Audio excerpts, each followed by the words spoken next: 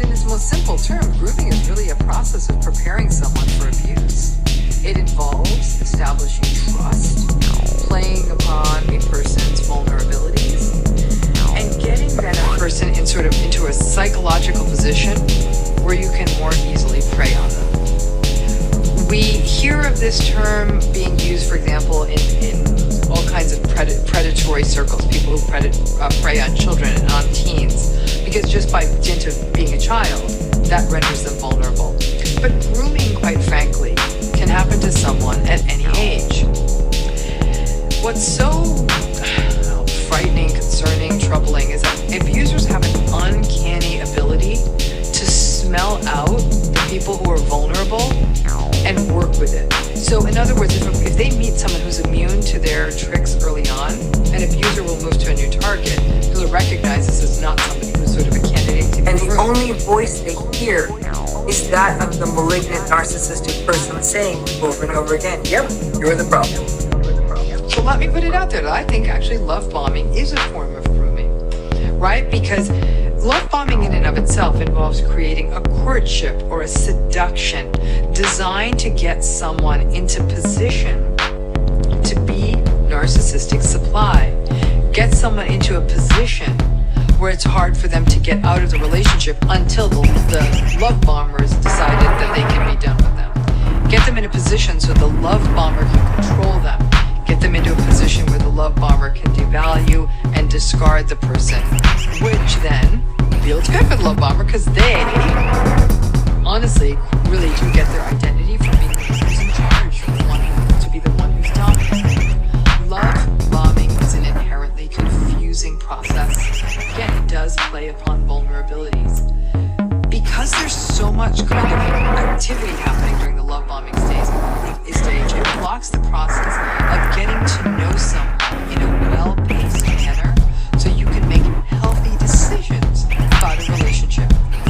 Love bombing is a setup that plays upon early wounds, early yearnings, and early triggers, and makes people vulnerable to falling for someone who is often evocative of early unhealthy relationships. For example, a narcissistic parent. They'll meet someone who's like their narcissistic parent or rejects them like their narcissistic parent, rather than choosing someone who would be a healthy adult partner. It's why even people who have been through therapy and who have done the work can still get played by a love bomb. Those early wounds and those early vulnerabilities never really go away.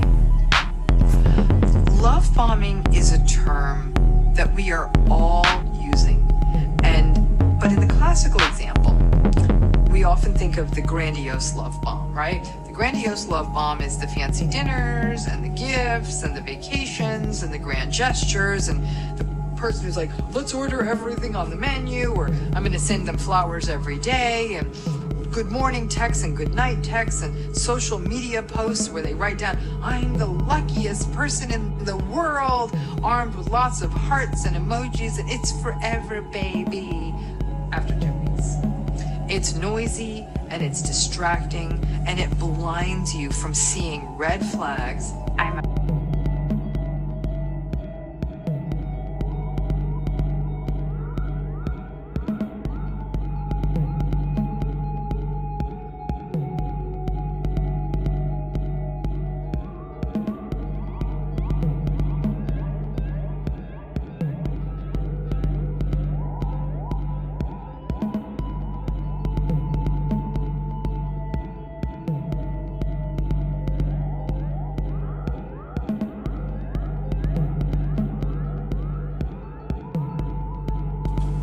And when you question it, you might even feel guilty for being the person who's seeing the bad in what otherwise appears to be a fairy tale situation. But the challenge is this grandiose love bombing is really only a subset of love bombing. Sometimes love bombing is a different process. A person who keeps sharing their stories of woe, of all the things that have gone wrong in their lives, the tragedy of their life story, and letting you know that you're the first person who has ever really seen them and made them feel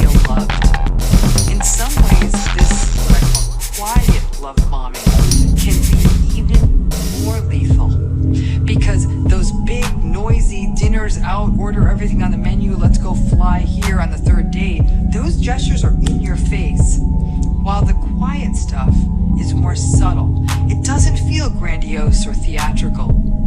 And it really may play on a much more primitive craving to be seen, and to be seen as empathic. Everybody out there has the fantasy and wants to believe that their love can rescue someone. Now, whether the love bombing is quiet or it's noisy, in due time, usually somewhere between 4 to 12 weeks, begins what we call sort of the denouement, the end of the pleasurable part of this journey. The devaluing slowly begins. Narcissists are sprinters. They cannot love bomb forever. They do it until they have you, and then they're done. It's like closing a sale. Have you ever noticed how much less charming the car salesperson becomes once you are done signing the contract? It's pretty instantaneous, right?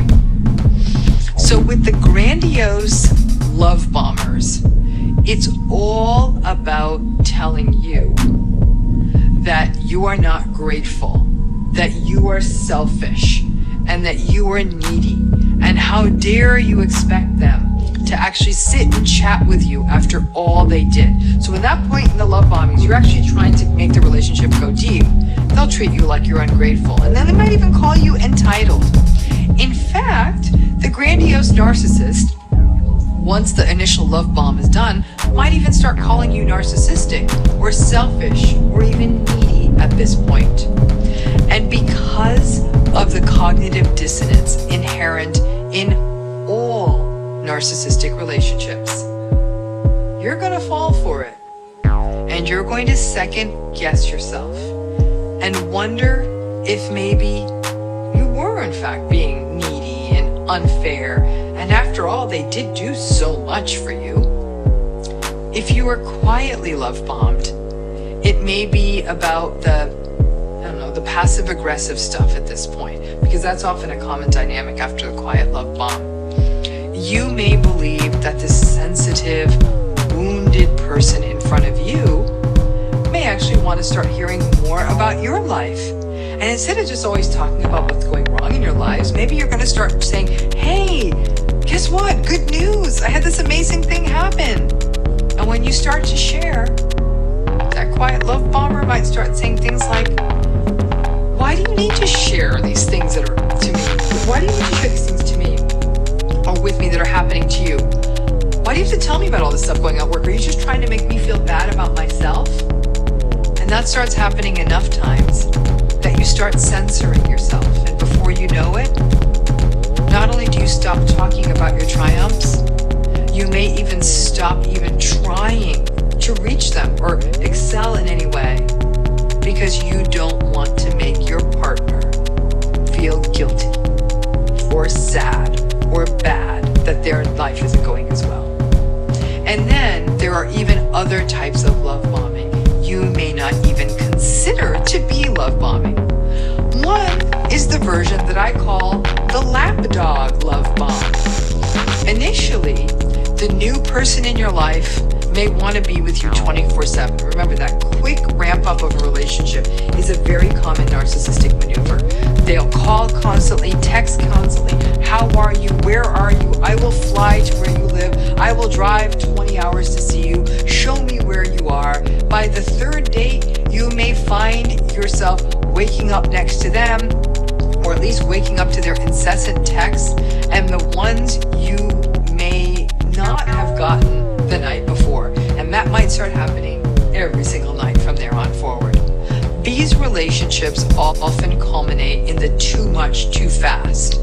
The lapdog love bomb is like, let's get engaged right away. You're my one. You're the one. Let's have a baby. Let's move in. You're my everything. This lightning only strikes this year.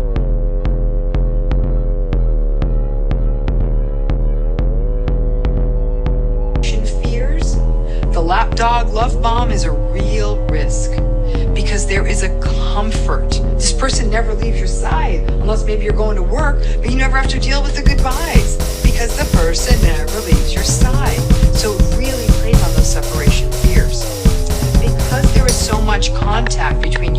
person, it may very well be that basically after 3 months of dating, you have spent more time with this person than couples who have been together for a year, just in terms of time served. And in the lapdog love bomb, these people bleed into your routine in such a way, because they're always there, that you can already start to imagine them integrated into your life. In general, love bombers block the sun, so you can't see the red flags.